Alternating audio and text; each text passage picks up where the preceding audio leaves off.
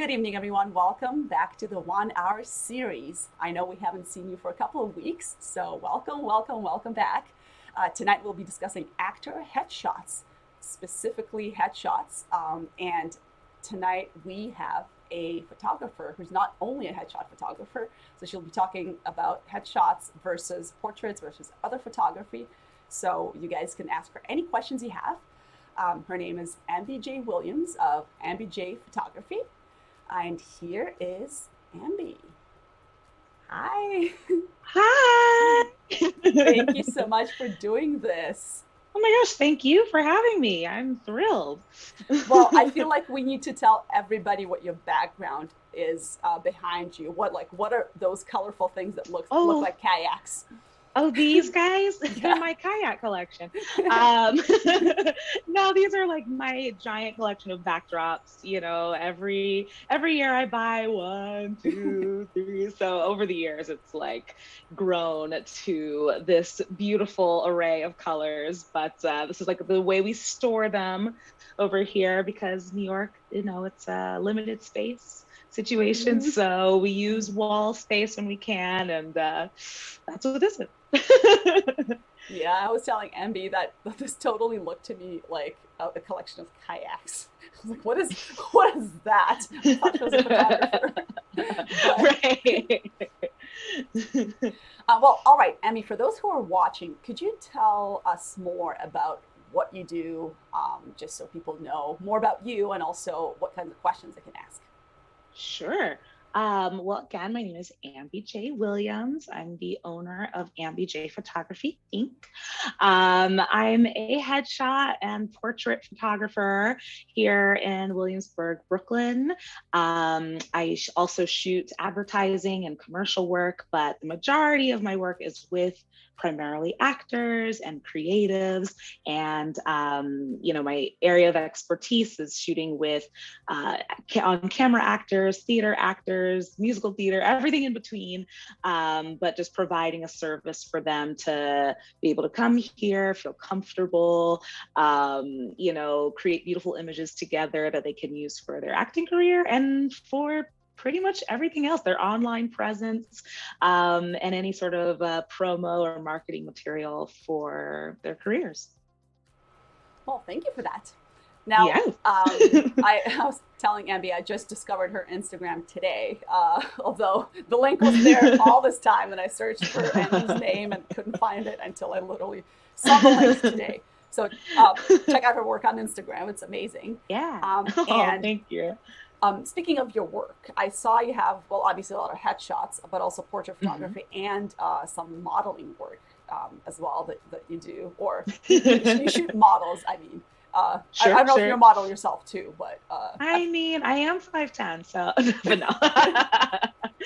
well, I feel like it doesn't matter also how tall you are for photo That's photography, right? very true. In this world, no. I mean, Yeah, in this time, like you can be a model no matter what. So as long as you got a good camera and someone to take some, like amazing angles, you're good to go. yeah.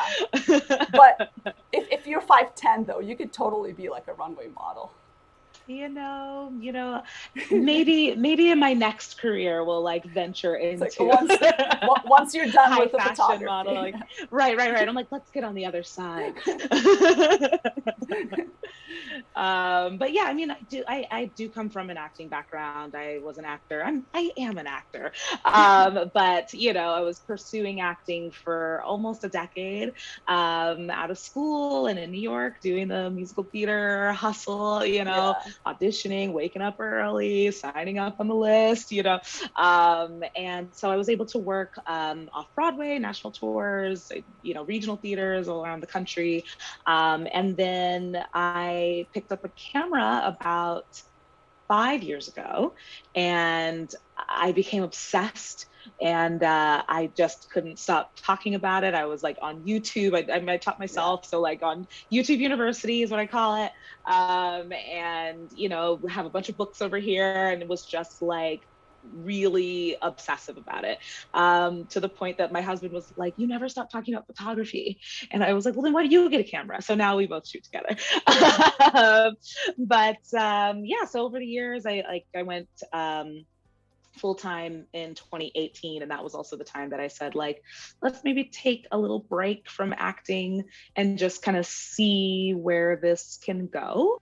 It's never a goodbye by any means. Like, I miss acting a lot, and I've never like closed that door by any means. But in the last 3 years, I've been full-time as a portrait and headshot photographer and model photographer. But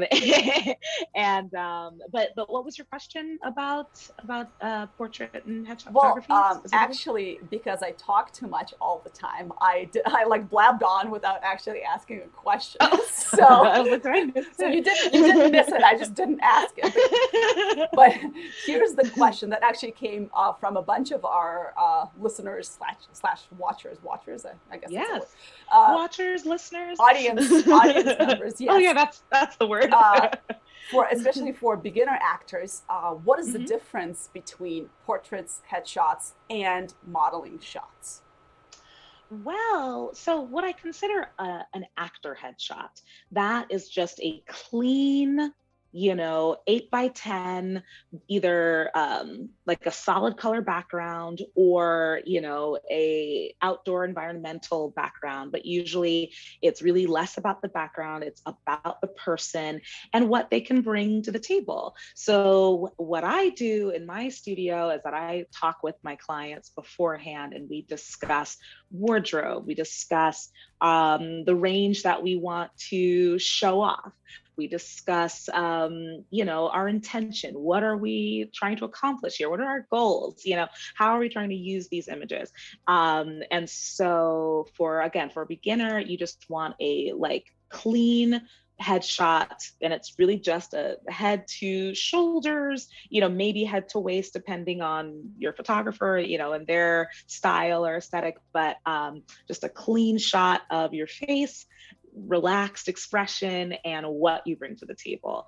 A portrait, I consider to be either just specific technicality. I usually say it's a bit of a wider shot. Doesn't have to be though. But in my mind, it's a little bit of a wider shot. You have a little more context. It can be environmental. So it could be a shot outside where you actually see a little detail in the background, or you see some detail in the foreground.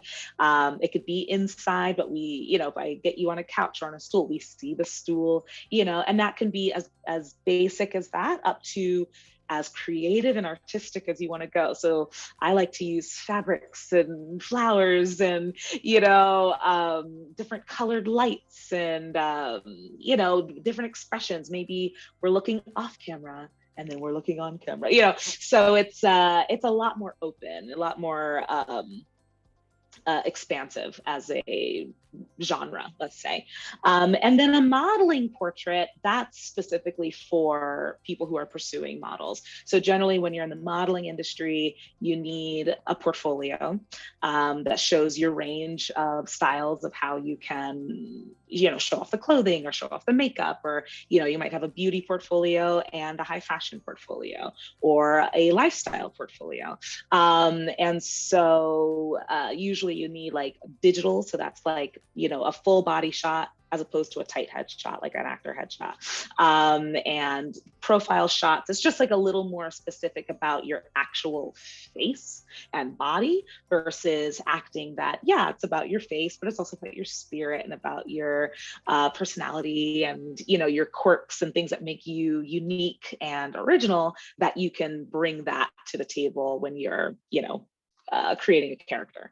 So I guess that would be my long-winded answer of those three things.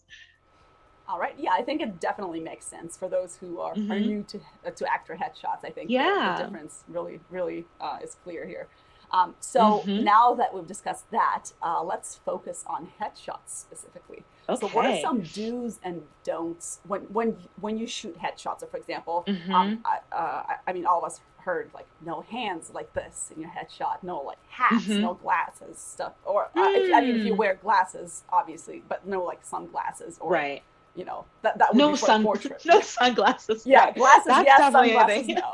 If you wear glasses. You're like, you're right. Like, don't look at me. But hire me. So some do's. Do's are, let's see.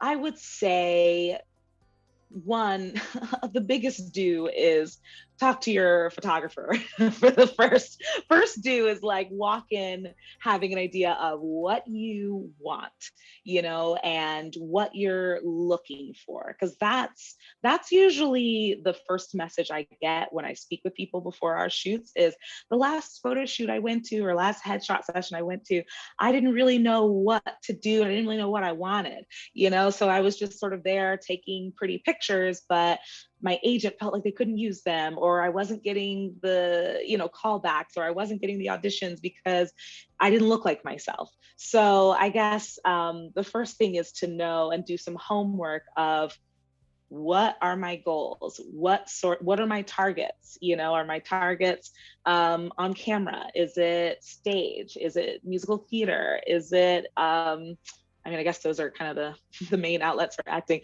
But, or is it YouTube, or is it, there's so many outlets out here. But so I'd say that's our first do. Know what you want, know what your goals are.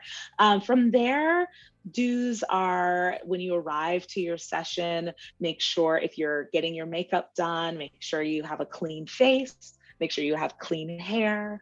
If you are going to do your makeup yourself, make sure to practice your makeup beforehand so that your face matches your neck, so you're not just scrambling to figure out, to realize that your makeup doesn't match and doesn't work on camera. What else? Wardrobe. Pick out options for each. So if your session includes, like for me, my sessions include 4 looks. So looks are your wardrobe changes. And so for that, make sure to pick out wardrobe that makes sense for the character, for the range, or for the idea that you're trying to showcase. So for instance, if green is your color, like it is for me today, make sure to bring that. If that's a wardrobe piece that you wear for auditions, find something similar that you can wear for your headshots, and just keep all of those ideas in mind when you're arriving to your session. So another do is like, get plenty of sleep beforehand. Don't party the night before. I've had that happen. Don't, I guess, could we move to don'ts? Could we move to don'ts? Oh, yeah, for sure. Oh, yeah. Great. So our don'ts. Don't party the night beforehand. Don't go wild and change your hair the day before the session because you had an epiphany and now you want red hair. Don't do it. That's something that's like needed to be a discussion and needs to be, decision that you make way before you arrive to your session. What are also a few more don'ts? Don't walk in with preconceived notions or expectations for it to be bad.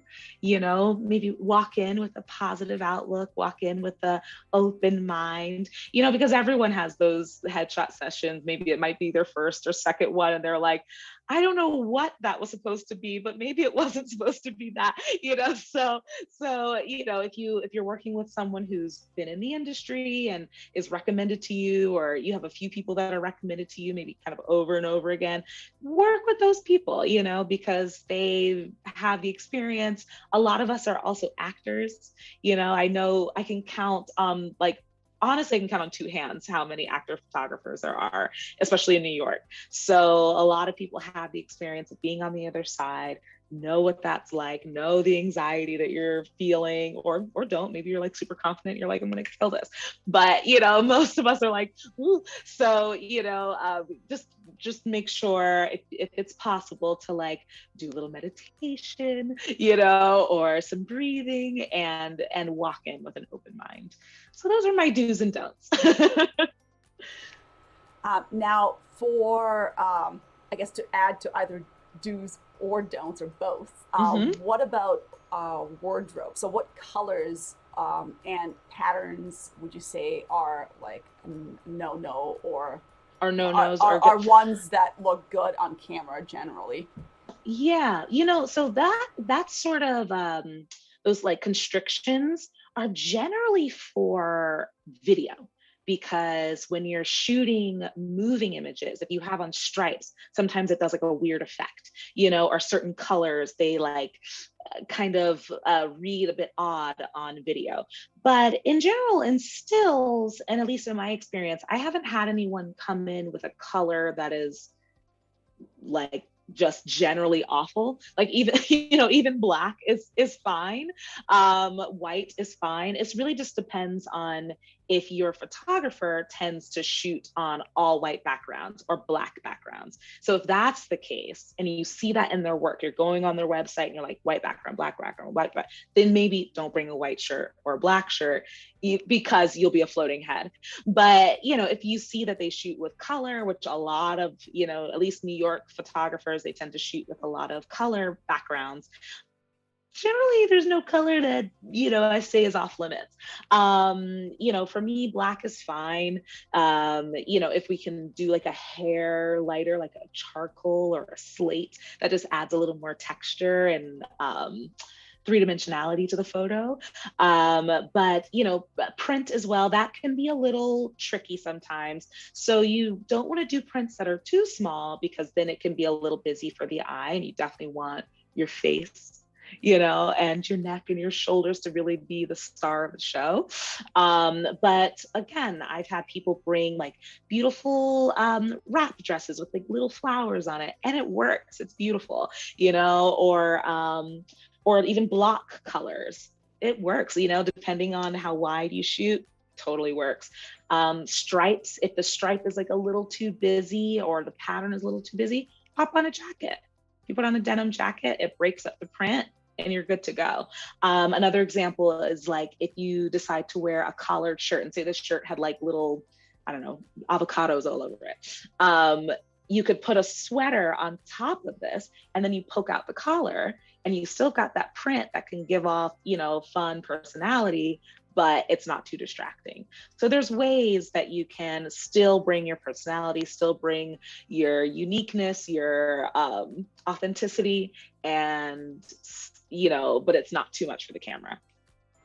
I like that. So that's my 2 cents. That's how, I like how you mentioned bring out your personality with a little avocado.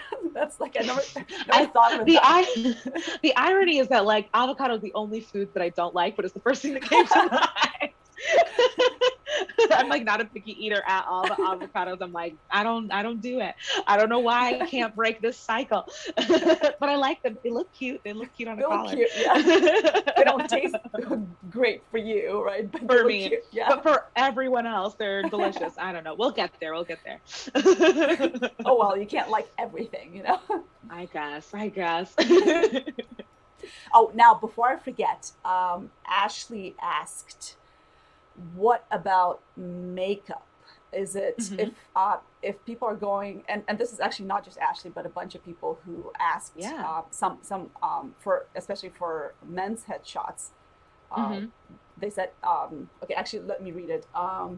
David is asking, as a guy, how much makeup should I put to make sure it's not too much, and should I put any makeup at all? Yes, because the answer is yes, you should put on makeup, because everyone on camera, when you're on set, wears makeup. So you want to make sure that your skin is as clear and even as it possibly can be. I always say hire my makeup artists, because they're experts in this, and they won't make, especially for men, they won't make your skin look made up. They just make it look clear and even, and you get more longevity with your proof images as well, because you don't have to get every shot that you want to use retouched. You know, if your skin is already looking pretty good in camera, then you can spend a little less on your retouches, depending on who you're shooting with and like what their packages entail. And then, you know, for our, you know, female identifying people, then again, hire a makeup artists. But if you do choose to do your makeup yourself, make sure, as I said before, practice. So if you have an idea of how your photographer is shooting and you've spoken to them, you know, do they shoot in natural light? Do they shoot in studio light? And if there's a way that you can sort of recreate that in your house, or, you know, by a window or whatever the case may be, in practice, it's really important, because you want to, again, make sure that these match and you don't have to worry too much about retouching. You don't have to worry too much about adjusting during the session and wasting that precious time on that instead of getting more images taken. And then again, for like specific stuff, like technical stuff, you know, face makeup on the face, makeup on the neck, make sure to blend it down. Generally, actors are like, I'm natural, I don't wear a whole lot of makeup. So keep it pretty natural, because you want your face to be pretty versatile. They want to be able to see your face and not at all covered up in, you know, a whole bunch of makeup. And then also you want to make sure that you look the way you do in person. So I've always heard that's like casting directors, like biggest pet peeve is that someone walks in a room, or I guess now on a Zoom call, and they don't look like their headshot. So you just want to make sure that things are as pretty natural. And then you can always build. As I always say, it's easier to build than it is to remove. So, you know, keep that in mind as you move into your wardrobe. And say we start natural and commercial and we end on a more, I don't know, glam or something that feels more edgy or whatever, then we, it's always easier to build makeup. So that's that. Awesome. Everyone wear makeup, but just not too much makeup, that is. It's not, yeah, just not too much, exactly. Now, you mentioned commercials. So, because also a few people wanted me to ask you this, and I mean, that's probably important to know also, if you're shooting for, I know LA headshots and New York headshots are different, because in LA you can have like 25 different looks. In New York, it's insane. Yes. Yeah, I think in New York they didn't quite get there yet. Correct? Maybe you'll not do yet, looks, but like, yeah, it's getting there. It's you're like, New York for now is just like one head for theater, one headshot for like, this is you, a clean slate or whatever. You're not having one for like crazy girlfriend, one for, you know. Right. Well, that's the thing. For theater, sure, it can be two headshots. I had always worked with two, one smiley and then one like a little more serious. And so now, because theater, especially with this past year, theater is closed down, a lot of people have, you know, moved over to on-camera work. I'm finding more and more people, and especially their agents, are like, we need your specific, you know, looks. You know, and it's done with a subtle hand. It's not like you are going out for doctors and like, let's put you in some scrubs and, you know, with a stethoscope. like we're not there yet. But, you know, subtly showing this is this sort of character range, this is our other character range, and so on and so forth. Yeah. So could you talk a little bit more about the difference between how a commercial or a headshot used for commercials would look versus theatrical / film? Sure. Versus Yeah. like a musical theater headshot? Sure. I feel like depending on the person, depending on what they do, commercial headshots and musical theater could sort of live in a similar world, simply because a lot of, especially musical theater, like, it's bright, it's fun, it's cheerful, you know, depending on the show. Maybe not like Les Mis, but like, you know, if we're going out for Hairspray, it's like, let's give a big smile and a, you know, a colorful backdrop. So they can definitely live in the same world. Commercial generally just means friendly, relatable, professional even. And and depending on the actual commercial, even comedic. So generally I pick like a more lighter kind of vibrant color, like that light pink or the yellow, or is there blue up there too? No. But there's a, you know, like a light blue, like just something that's like friendly and gentle, you know, expression wise. Usually again, it's like a big bright smile, or maybe it's a little bit of quirk, or maybe it's a, you know, showing that we could like have even a little sarcasm or wit, you know, about us. Print, like what I said about the like avocados on our collar, like something like that could work for a commercial shot, because again, it's a little quirky, it's a little fun, it's a lot out of the box, versus our theatrical. Theatrical really can mean a lot these days, just because there's production going on all the time. You know, there's not really like a pilot season anymore. Like it's just like it, you know, people are auditioning and filming all throughout the year. So, you know, generally theatrical means a little darker in tone, maybe a little more serious, a little more subdued, simple. You know, it's really to showcase a part of your essence, and a part of your, even a little bit of your vulnerability too.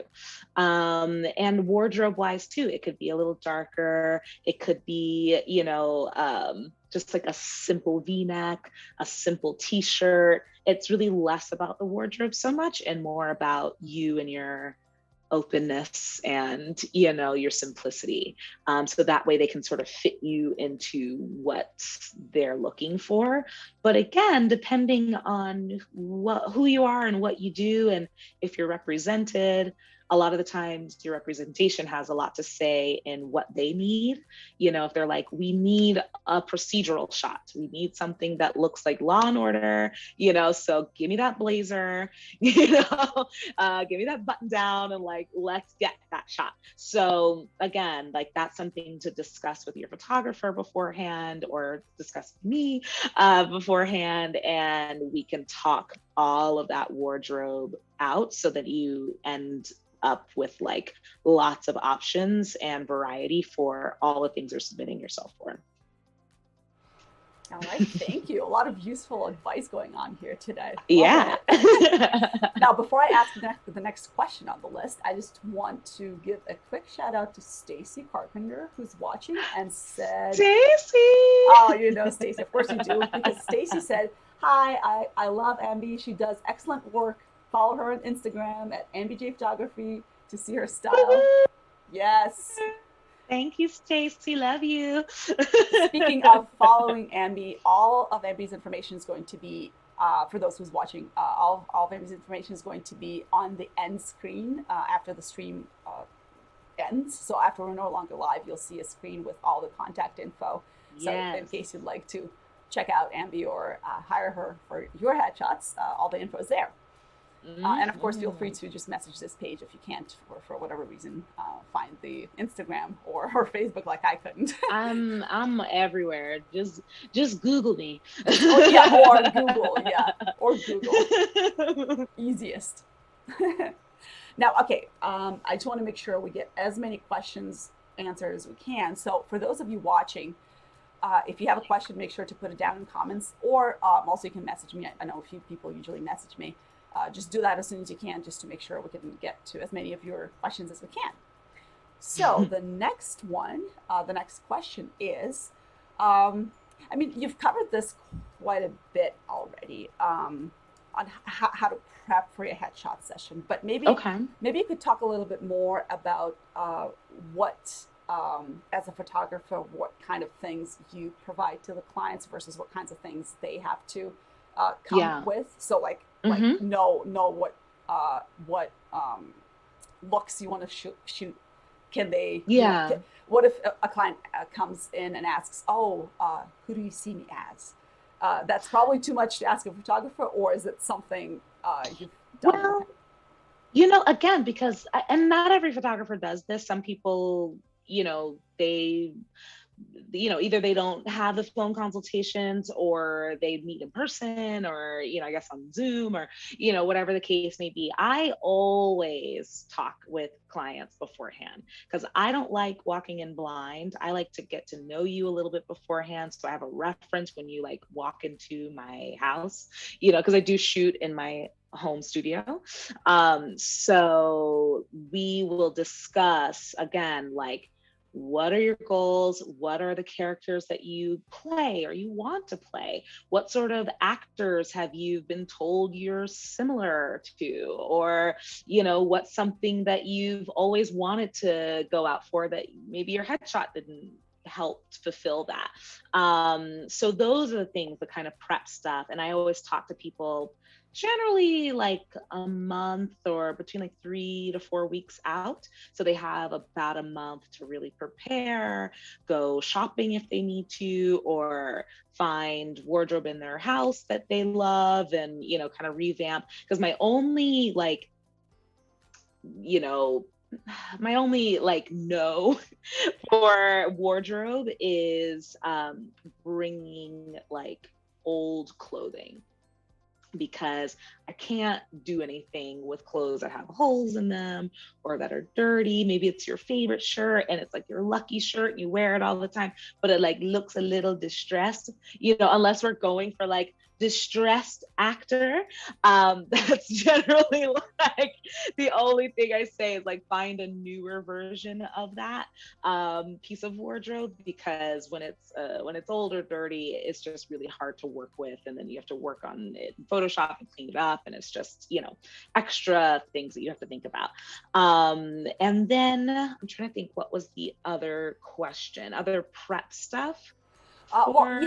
Just anything else you didn't mention that would help people prep for a headshot session to make sure it's successful? Yeah, I mean, again, like, because this is generally I work with actors, you provide your own wardrobe. I have a couple of pieces here and there. I have a couple of jackets and like, hats or things that maybe it could be a fun vibe. So, I have like one jacket that's literally from 2001. It's so old that like my name is written in it by my mom. But it's like Sisterhood of the Traveling Pants. Like, it looks good on everybody. It's just like one of those lucky jackets. So it's like just an old denim jacket, but it really works. And it doesn't look old. Okay. But other than that, wardrobe, those sort of things, like, you need to provide yourself.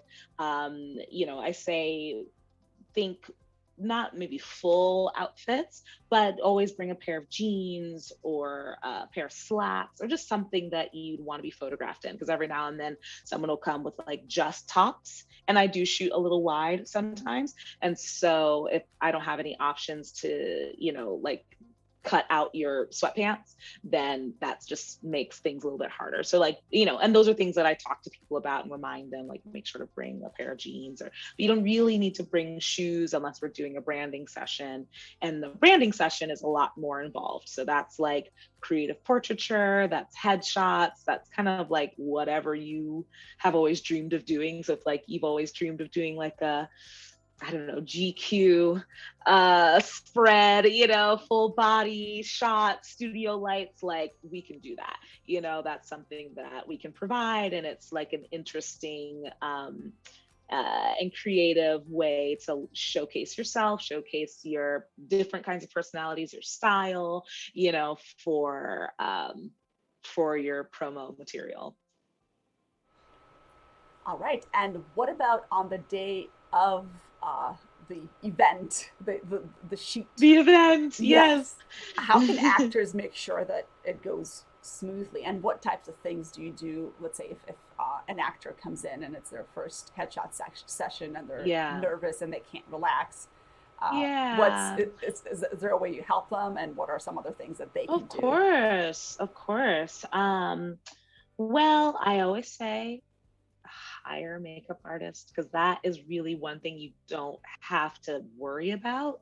I find that when people decide to do makeup themselves, and I get it, budget, I get it, so if you have to do makeup yourself, I get it. But if you have it in your budget to hire the makeup artist, it's just It's so relaxing. It puts you in like a really positive, like almost luxurious, sense of self, and same for hair. And then things that I do to help people. I'm a big believer in taking it slow. I remind people to breathe throughout the session. Generally, I always say breathe on your intention. So when we breathe in, then when we exhale on our smile or on our smiles, or whatever our intention is. But that tends to help people relax. And I also am a believer of showing a few images, at the beginning of each look, so then you can see what is happening.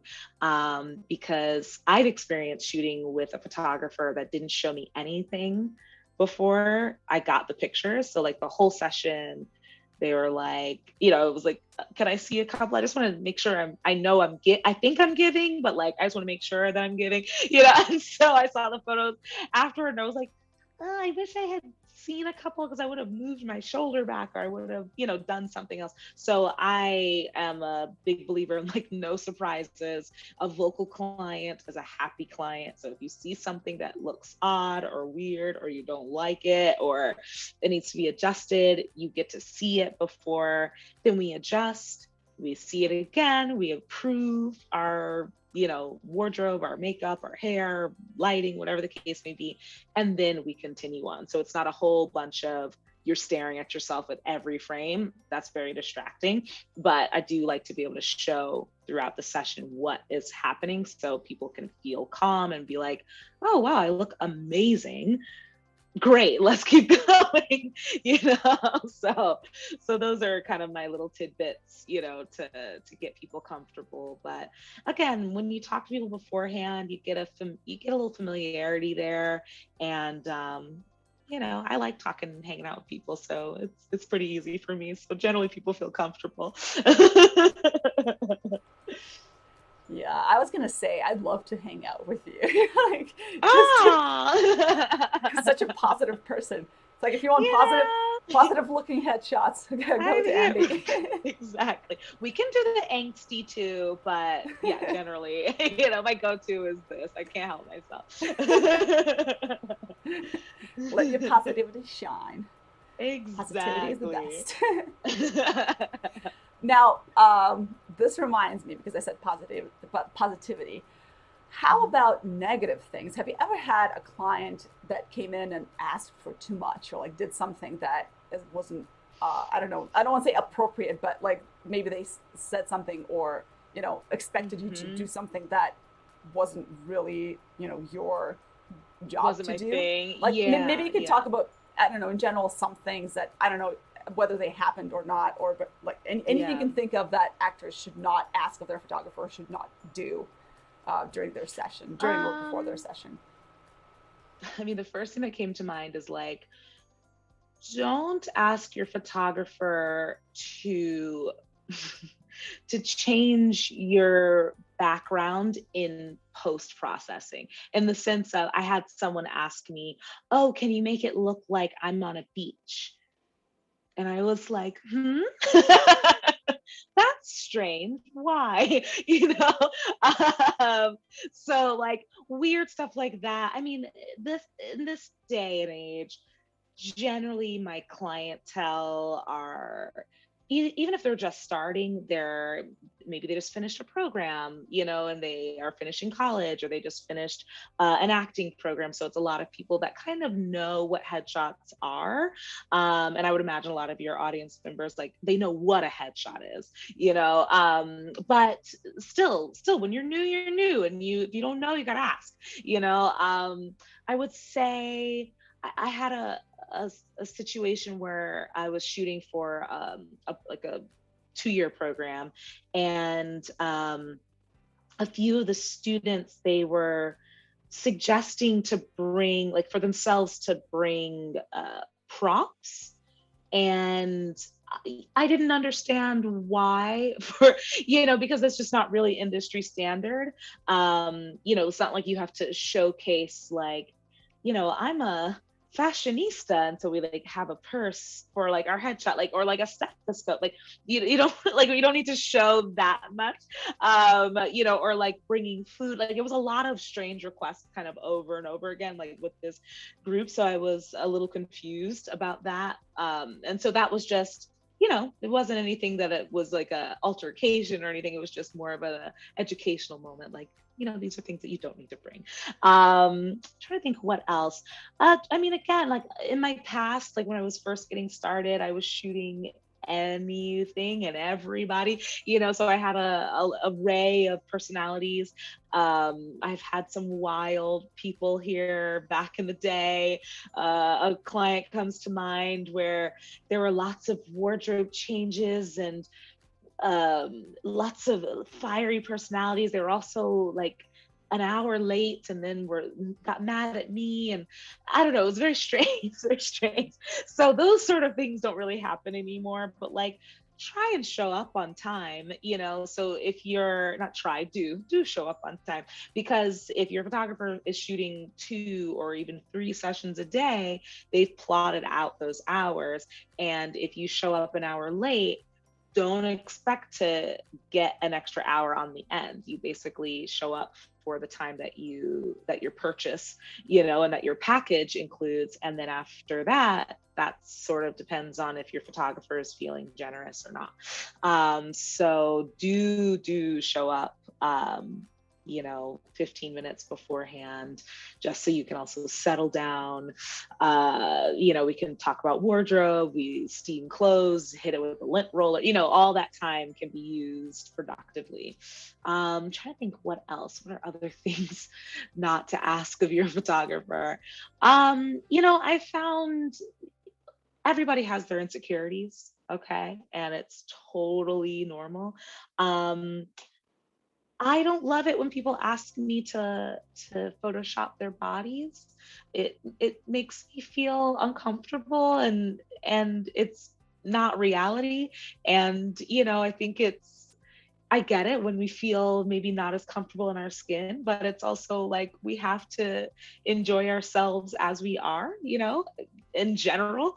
So that's definitely something that I won't do as a photographer and a retoucher. Maybe other photographers will, but for me, that's sort of like not for me. But yeah, that's pretty much all I can think of right now. Yeah. Oh, last go ahead. thing. One of my first clients ever, this is like 2016, I'd say.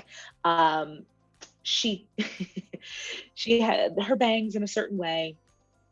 Mid-session, she's like, "Do you have a pair of scissors?" And I thought she was going to cut, tag. And she just starts going ham on her bangs. And it scared the daylights out of me. I was like, "Oh no, stop." That's another don't cut your hair mid-session unless you're like shaving a beard. Don't cut your hair mid-session, because that's just crazy. So that just gets everybody like, what? So definitely come in with your hair camera ready and like at a point that you like it. Otherwise we can, figure out another time to shoot. Wow. Now, how did that end up looking? She said she was happy. So that's, the bangs were giving, like 6-year-old, oopsie, I cut my bangs. But hey, that was the time.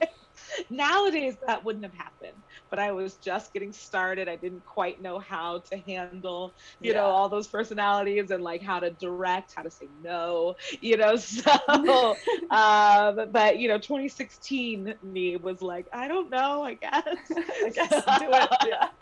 I get whatever. So she said I need to go back in those hard drives and find those shots, because that was wild. Wow. I was actually about to ask you about people asking. Oh, I sure said the word ask many times. Like, I was about to ask you about people asking you if ask. I anyway, about slimming their faces, for example, or something like that, and how especially for headshots, it's like, okay, if you slim your face and then you walk in and your face isn't what it is in the that headshot, then casting directors are going to be like, what is this? it's a literal waste of time. Yeah. If you don't look like your headshot, you're there just like any other sort of industry. You're there to solve a problem.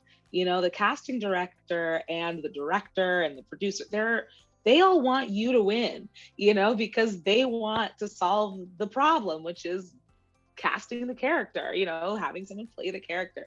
So if you show up and you're not resembling the picture, it doesn't help. And now they feel like they've wasted their time when they could have solved the problem with somebody else. So yeah, that's why I'm like, no, I don't like to change people's faces and bodies. And we can, by posing, by a little trick, okay, a little trick to, if you're looking to slim the face, you bring the shoulders back and stick out the chin, because this is the shot. So if we're here, that's not that great. There we go. So there's a free trick right there. Perfect. Everybody take note. Exactly. Shoulders back, stick it out. There we go. Solve the problem, and we didn't manipulate your face in Photoshop. Now, what if somebody does ask you something, or during a session they say something like, "Oh, I'm gonna cut my bangs," or like something that you think wouldn't look good? Would you tell them, or would you be like, "Okay, let's try it and see"?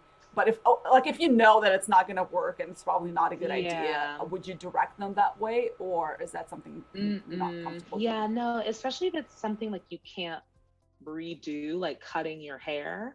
That's like definitely a no. If it's like, should I wear this wig or that wig? Yeah, we can pick and choose, or we can take one wig off and put the other wig on, and keep it moving. But like actual cutting of the hair, I would always say that's not a good idea. If they then go ahead and do it, then that's on them. But even like with wardrobe, we don't have to like cut things and like actually mess up your wardrobe. Like I have clips and tape and all sorts of things, pins, things that we can alter the shape and the fit and still maintain the quality of your clothing and not ruin it. So yeah, anything that we can adjust and get back to square one, I'm always open. I always say, if someone's asking me, can we do this or should we do this? I'm like, I don't know, let's try it. Like I won't know until we see. But yeah, so that's basically my 2 cents on that. Don't cut your hair during the session. Like that's just a rule of thumb. Not a good idea.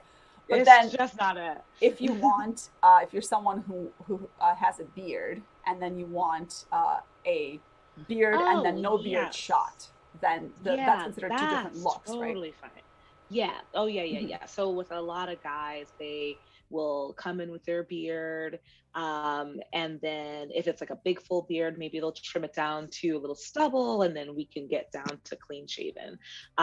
Just really depends on what sort of shots they need, because some people even shoot with a certain photographer for that look or that style, or that aesthetic, and then they shoot maybe in the same year with a different photographer for that certain thing. And so they're looking at 2 different, collection of roles and character types and all the things, that we're looking to get when we're getting our headshots taken. So, maybe for our darker, more intense, sort of photographer, the beard would look amazing. And then for our more bright and sunny, colorful photographer, maybe the clean shaven look is, more their area of expertise. So, but like long story short, beard, you can shave it, not a problem. Perfect. Now, a question everybody, well, not everybody asked, but a lot of people asked, how does one choose a headshot photographer? And where does one go? Well, obviously Google, but if And then Google will give you a bunch of results wherever area you're in, especially in New Right. York and LA. I'm assuming there's lots of photographers. I know there's people watching 100%. from all over the place. So wherever you Hmm. guys are, if you Google it, how in the world do you select a photographer that you think will work for you? What are your tips on that?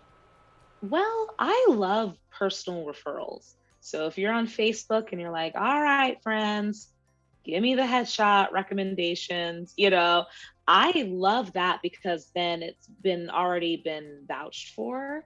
Maybe your friend who's recommending that person, they shot with them and you really love their photos. Or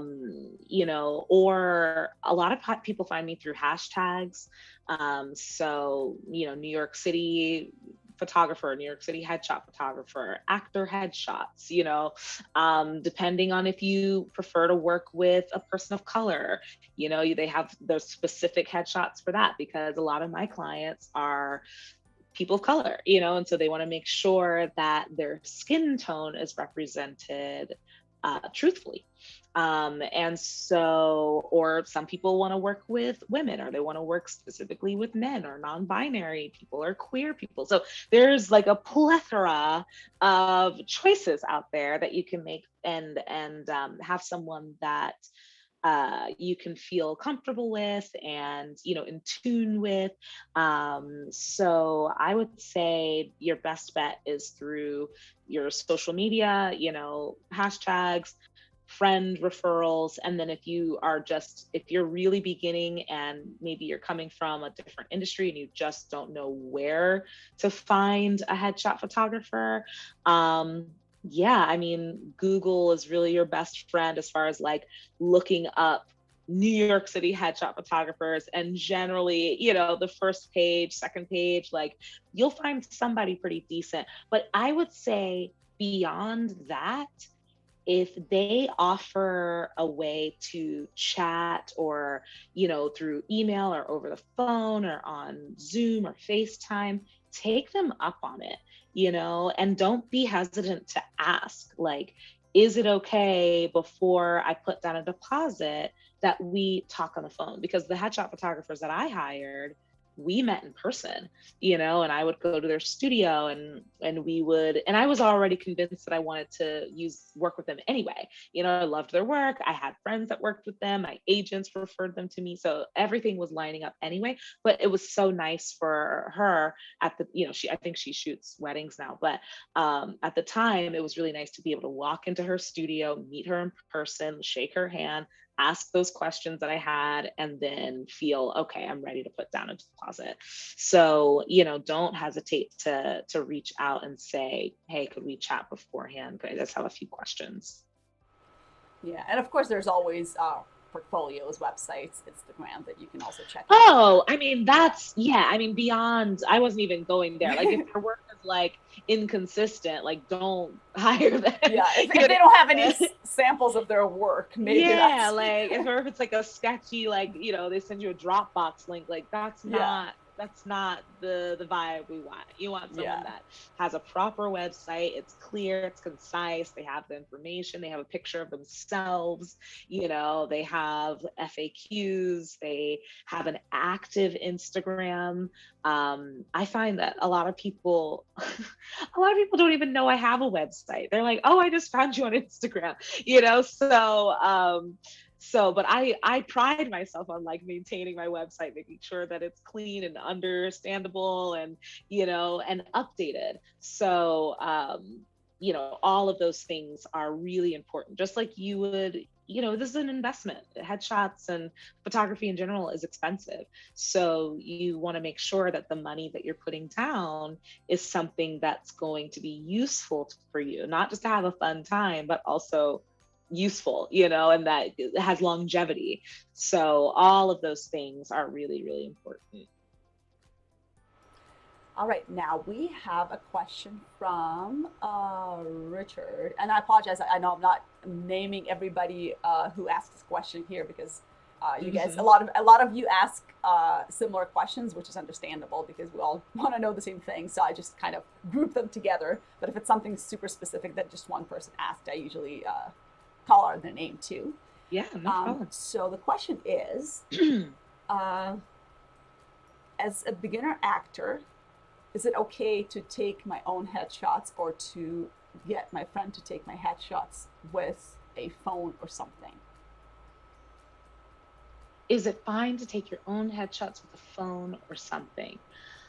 Um, I mean, look, these phones out here are amazing. Okay. So it's if you're just getting started and you've got some good lighting and a clean background and you have no outlet to find a professional, I would say give it a go, see what you can do with your phone.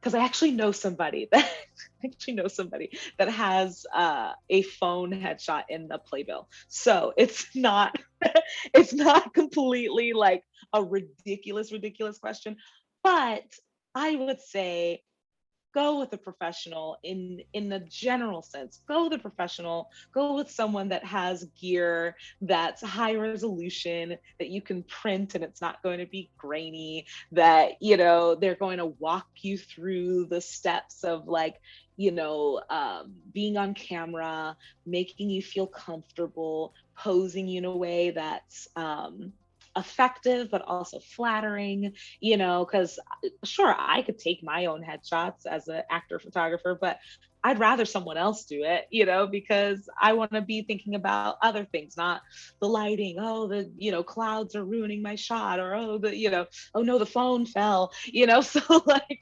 those are things that are like just extra things that you don't want to have to worry about. So it's not a ridiculous thing to start with, but generally, to get taken seriously, you're going to have to get some professional photos taken at some point in your career.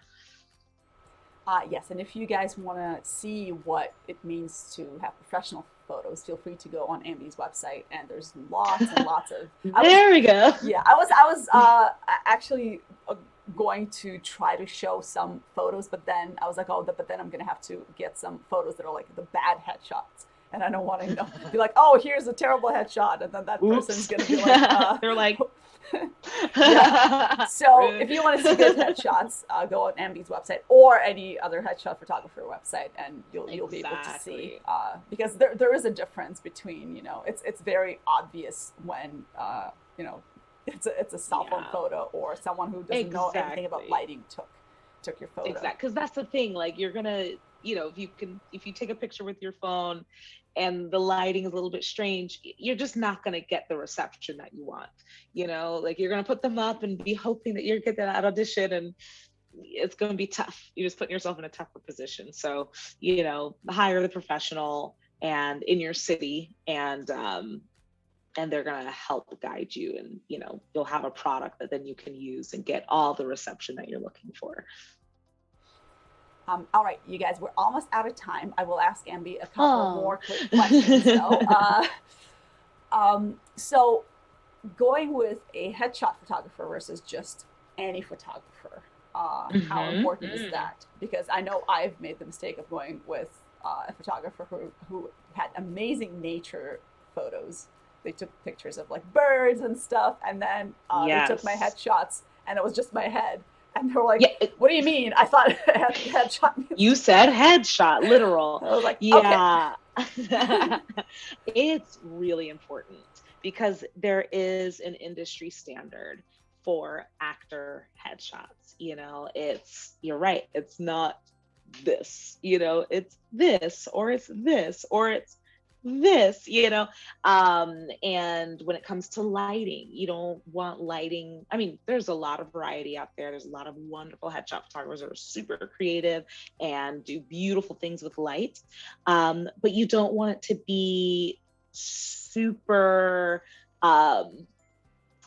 complicated. You want the lighting to still represent you and your face. So if it's like really dark on one side and really bright on the other, because maybe they shoot fashion, or they shoot fine art, or they shoot something that's like, more artistic. Not that headshot photography isn't art, but you know what I mean? Like, just something that's really more creative. You definitely want, like a simple, soft lighting, something that you see your face, it's easy to understand. And depending on if they shoot outdoor or indoor, you want backgrounds that aren't too distracting. So you just want to make sure you fall within those standards. But I've had people that have, done that same mistake. They shot with a fashion photographer because it was a friend of a friend, and they were like, yeah, I can shoot headshots, no problem. And then they got the shots, and they're amazing photographs, but they're not useful for actors. They're like, you should go print that and blow it up and put it on your, mantle. But like, Exactly, yeah. as an actor, you need to be able to show your expressions and show, again, your personality and all of that sort of stuff. So definitely good to see their headshot portfolio on their website or their socials or whatever the case may be, and lots of options. So you want to make sure that especially if you're a person of color, you want to make sure that they can shoot people of color, or a non-person of color, but they don't wash you out, so you want to make sure that they know how to work with a variety of people, a variety of colors, variety of hair, and all of the in-between things too. So you can sort of see yourself, like kind of gauge, is that what I would look like? Do I like it? Yes, no. And then you make your decision. Yeah, and I heard same with makeup artists and hairstylists too. Make sure they can work with your skin tone, with your type of hair, and not just because some people are like, yeah, I'm a makeup artist, and then someone of a skin tone that's darker than they usually work with comes by, and they're like, oh, yeah. I don't know how to. You would be surprised how often that happens, not just in headshot photography, but in fashion. Oh my gosh, like my makeup artist, she is amazing, and she also does hair. She does hair all around the world. She works on Fashion Week, and she works with these designers, and she gets so frustrated because she'll see the makeup artists there who can't do the Black models, and the Black models have to bring their own makeup or bring their own, I mean, not with their hair products, my makeup artist has it together for the hair, but for makeup, and they're so frustrated. They're like, I'm here doing a show for, I don't know, Versace, and I have to do my own makeup. Like, that's insane. So definitely see on their Instagram, especially because I feel like most photographers keep their Instagram updated the most. So, more frequently. So definitely see if the makeup artist is tagged, what sort of faces have they done? What skin tones have they done? What hair have they done? And if you see that they have a good handle on that, then you can make that decision as far as hiring the hair and makeup artist as well. Yeah, make sure to check everything.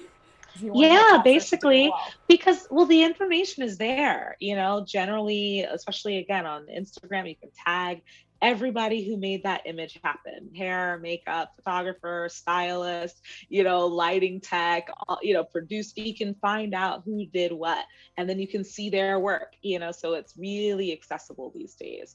So it's it's really up to you to do the research and all the background to see, okay, I'm making the right decision, let's put down that deposit. Well, now last question before we wrap up here, because a few people asked, and I'm personally also interested. You said you're self-taught as a photographer, right? Yeah. Now, a question someone asked was, how does one become a headshot photographer? And do you have any tips on where to find, YouTube obviously, but how do you know that it's like good tutorials, or are there any classes that are paid that people can take? And this person asking is actually from North Dakota. So cool. So I know it's not like New York market where you can readily find anything kind of thing. Right. Well, again, you hit it on the head. YouTube University. I swear, I learned photography through YouTube. There is so much information out there that it can honestly be a little overwhelming, just because you're like, where do I start? How do I start? Like, what kind of camera do I get? But basically, once you understand how exposure works, how the actual camera works, what's aperture, what's ISO, what's, all the technical stuff, and get a handle of that, um, then it's really up to you. Like once you learn how to expose a picture, an image correctly, then you can have the artistic liberty to say, oh, maybe I want that to be darker or lighter, or, or in post production, maybe I want it to be warmer or cooler, or, and more contrast, less contrast, that sort of stuff. So, how I started, I literally bought a camera on Craigslist for $200 and it was like, this is the best day of my life. I was so excited. And I started watching, I just put in how to use the camera on YouTube, and my husband got me a book called Understanding Exposure. And so that was really the basis, like how to turn on the camera, how to put in the memory card, how to put in the battery, like that sort of stuff. And so it was really just like playing around with it and going outside and shooting, constantly shooting all the time, trying out nothing in photography is cheap by any means. Everything is expensive.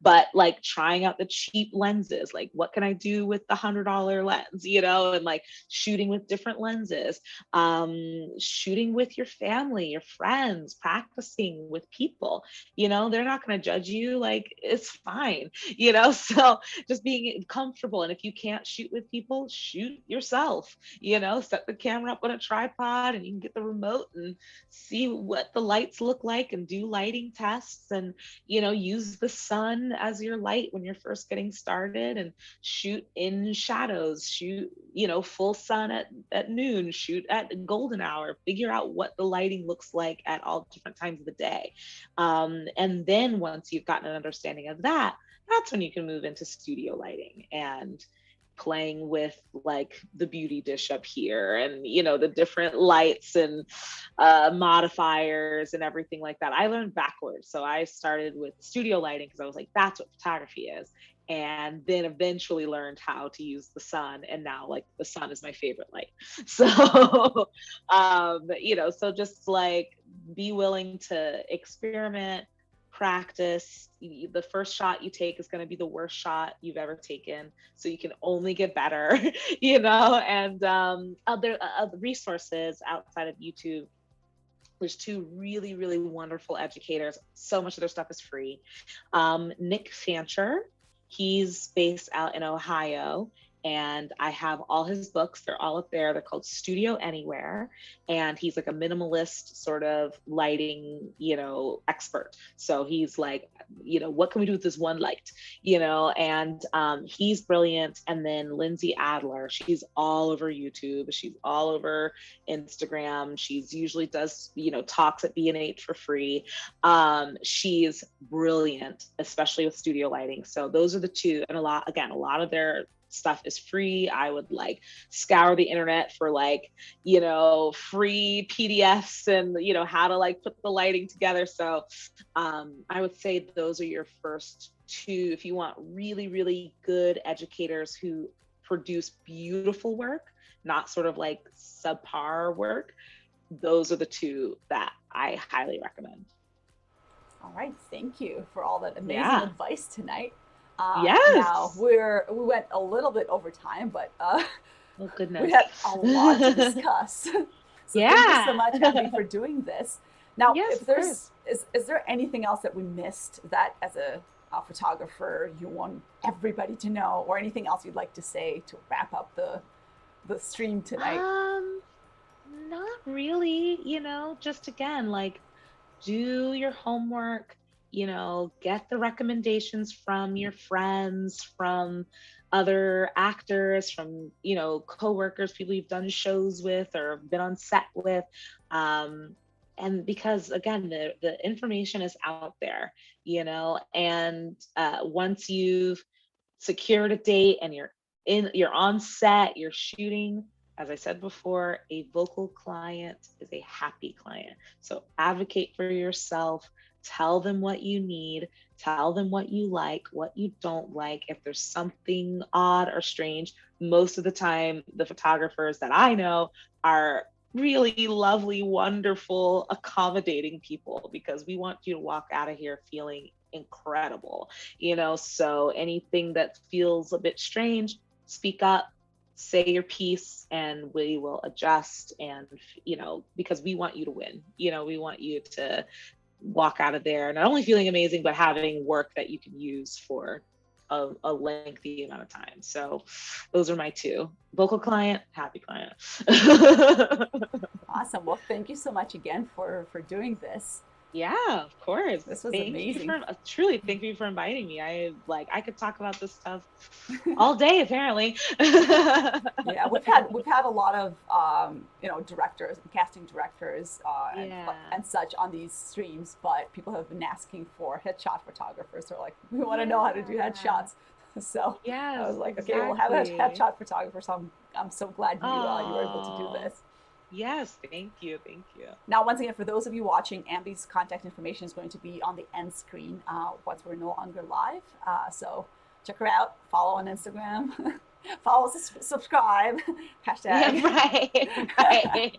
Click that like button and click that ring that bell. Yeah, that's it. Smash it. Oh, and speaking of notifications, if you guys are interested in seeing more of these streams, you can follow this page or check this page every once in a while. Yes, I'll try to keep these going as long as we can. The world is reopening, so we're getting a little bit busier than we were during the pandemic. Ambe, you don't know this, but we used to do these sometimes like 3 times a week with different people. Wow. Yeah.